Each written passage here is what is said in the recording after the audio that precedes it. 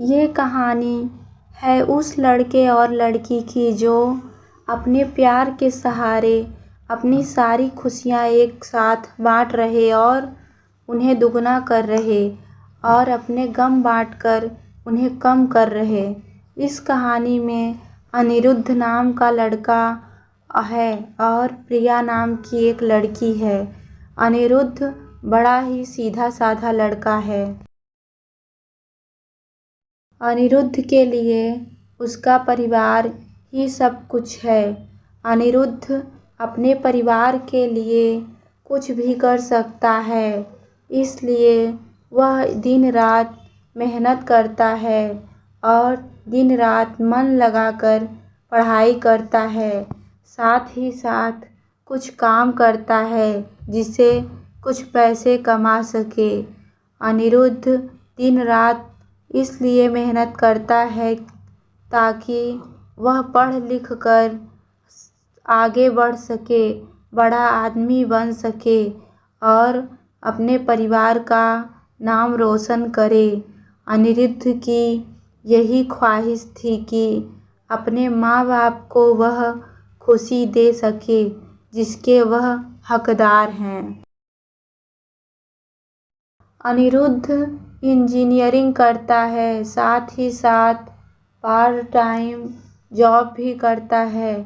अनिरुद्ध चाहता है कि वह बहुत बड़ा आदमी बने, उसे अपने कैरियर में सक्सेस मिले ताकि आगे बढ़कर उससे उसके परिवार को किसी भी तरह की मुसीबत का सामना ना करना पड़े। अनिरुद्ध रोज़ की तरह अपने ऑफिस जा रहा रहता है। वहाँ आज उसके ऑफिस में एक प्रिया नाम की लड़की ने न्यू ज्वाइनिंग की होती है। प्रिया को देखते ही अनिरुद्ध को उससे प्यार हो जाता है। पहली नज़र वाला प्यार। प्रिया भी अनिरुद्ध की तरह ही सीधी साधी लड़की होती है जिसके लिए उसका परिवार और उसका फ्यूचर ही सब कुछ है। वह अपने माँ बाप के साथ हाथ बटाने के लिए पढ़ाई के साथ साथ पार्ट टाइम जॉब भी करती है। प्रिया लेकिन अनिरुद्ध से थोड़ी सी अलग है। अनिरुद्ध अपने माँ बाप के कहने पर चलता है, जैसा वह कहते हैं वह वैसे ही करता है। लेकिन प्रिया अपने सपनों को जीना चाहती है, वह अपने सपने पूरे करना चाहती है। उसका जो दिल चाहता है वह वही करती है। उसने कभी दुनिया की फिक्र नहीं की लेकिन उसके परिवार की पुरानी सोच उसके सपनों के आड़े आ गई। इसलिए प्रिया अपने सपनों पर अब तक भी जी नहीं पा रही थी, पर उसके मन में अभी आशा जगी हुई थी। उसका भगवान में भी काफ़ी विश्वास था। उसे यकीन था कि एक न एक दिन उसके सपने ज़रूर पूरे होंगे। जब अनिरुद्ध और प्रिया की पहली मुलाकात हुई, अनिरुद्ध उसे अपना दिल दे बैठा।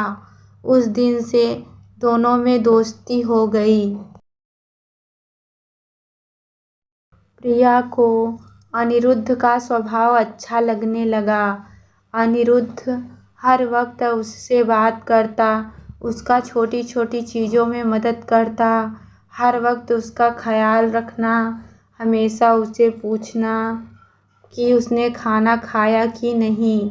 धीरे धीरे प्रिया भी अनिरुद्ध को पसंद करने लगी थी।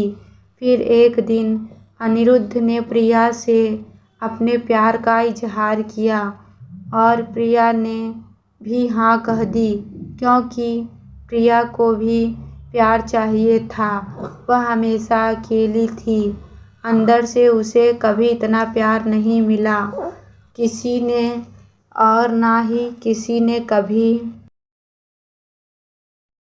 उसकी परवाह की। अनिरुद्ध का ऐसा स्वभाव प्यार भरा और परवाह करने वाला देखकर प्रिया ने उसके प्यार को कबूल किया और अपने प्यार का भी इजहार किया। इसी तरह दोनों एक साथ घूमते मिलते, एक दूसरे से बातें करते और अपने प्यार के खुशियों के पल समेटते रहे। प्यार में मीठी तकरार तो होती ही है। इनके बीच की तकरार हुई, पर इन्होंने एक दूसरे को समझाया, एक दूसरे को संभाला और हमेशा एक दूसरे का साथ दिया। अनिरुद्ध और प्रिया दोनों एक साथ कॉलेज जाते थे, एक साथ काम पर जाते, जहाँ जाते हैं हमेशा एक दूसरे के साथ ही रहते। इसी तरह खट्टी मीठी यादों के साथ दोनों ने एक साथ 4 साल गुजारे। साथ ही साथ प्रिया इंजीनियर बन गया, जिसकी काफ़ी अच्छी नौकरी है, और प्रिया भी एक राइटर बन गई। साथ ही साथ वह अच्छा गाना भी गाती है। अनिरुद्ध ने उसका सपना पूरा करने में मदद की, गाना गाने का और अपनी आवाज़ को लोगों तक पहुंचाने का। इतना समय गुजारने के बाद दोनों के बीच प्यार बहुत गहरा हो गया। दोनों एक दूसरे के बिना अब जी नहीं सकते थे। दोनों एक दूसरे के दिल की धड़कन बन चुके थे। दोनों ने सोचा कि अब हम अपने परिवार वालों को उनके रिश्ते के बारे में बताएंगे।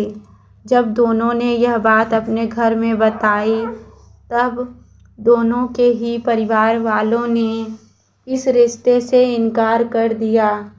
इनके दोनों एक कास्ट के नहीं थे, अलग अलग कास्ट के थे।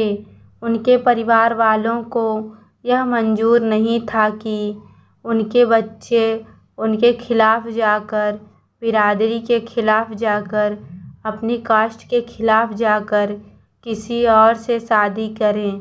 उन दोनों के परिवार वालों ने उनका मिलना, फ़ोन पे बात करना सब बंद करा दिया। दोनों एक दूसरे के बिना रह नहीं पा रहे थे। दोनों एक दूसरे की याद में तड़प रहे थे। दोनों एक दूसरे को मिलने के लिए बेचैन थे। अनिरुद्ध, जो अपने परिवार की इतनी इज्जत करता है, उनके लिए कुछ भी कर सकता है, उन्हें कभी दुखी नहीं देख सकता। अपने परिवार की खातिर उसने प्रिया को भूलने का फैसला कर लिया। प्रिया को अपने प्यार और भगवान पे पूरा भरोसा था। उससे यही था कि वह एक न एक दिन जरूर अनिरुद्ध को साथ होगी। इसलिए उसने कभी हिम्मत नहीं हारी। उसने बहुत कुछ किया अनिरुद्ध को पाने के लिए। रोज सुबह शाम भगवान से प्रार्थना करती, रोज अपने माँ बाप से कहती कि उससे कभी भी उनकी कोई बात नहीं टाली। किसी चीज़ के लिए उसने कभी ना नहीं कहा। बस अपनी ज़िंदगी का फैसला वो खुद करना चाहती थी, क्योंकि वो जानती थी कि उसकी खुशी अनिरुद्ध के साथ है और कि उस किसी के साथ नहीं। प्रिया अकेले ही अपने प्यार के लिए लड़ी, उम्मीद कायम रखी, भगवान पे भरोसा रखा और एक दिन उसके परिवार वाले मान गए। काफ़ी कुछ प्रिया ने कहा, काफ़ी गिले शिकवे हुए, नाराज़गी हुई, लेकिन आखिर में सच्चे प्यार की जीत हुई। किसी तरह अनिरुद्ध को भी प्रिया ने मना लिया। उन दोनों के प्यार के वास्ते और उनके साथ को देखकर उसके परिवार वाले राजी हो गए इस रिश्ते के लिए।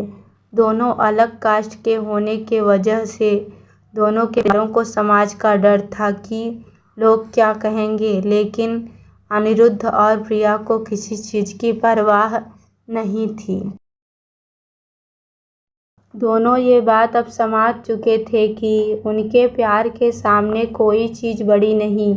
वो अपने प्यार के सहारे कोई भी लड़ाई लड़ सकते हैं और जीत सकते हैं। आज के ज़माने में कुछ लोग ऐसा भी हैं जो अब भी जात पात ऊंच नीच को मानते हैं।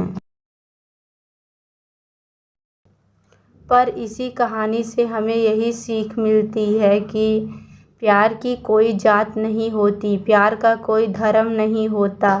प्यार तो प्यार होता है जिसके सहारे ज़िंदगी खुशी से ही जी सकते हैं।